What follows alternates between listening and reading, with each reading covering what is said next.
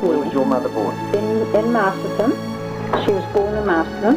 Granny and Grandad worked on the railway at Masterton.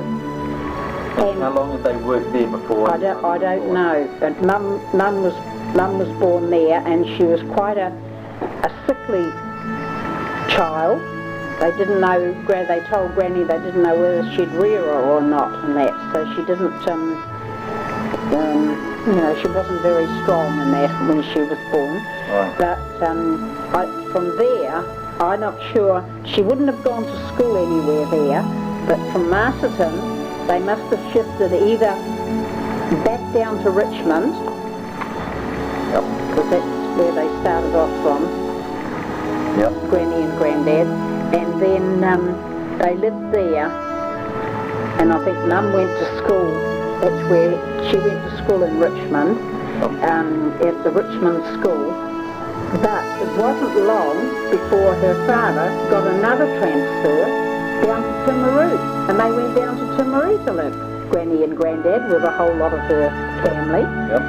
But the climate down there didn't suit Grandad, so they transferred him back to Nelson again. And that's where he lived. On the Nelson Railway? Nelson Railway, he was in the station.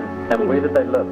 Well, they lived in a railway house quite close to the Richmond railway station. They had a railway house there.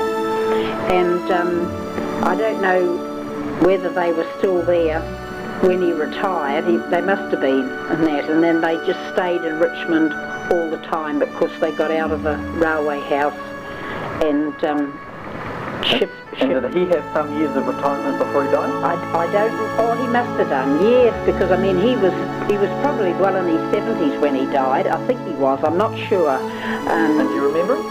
Yes. Well, they came up to our place at Papatawa. Him and Granny used to come up. They used to come to Tangarakau. I think they came to Tangarakau, but they came to Papatawa, and that's where I used to watch Granny knitting socks.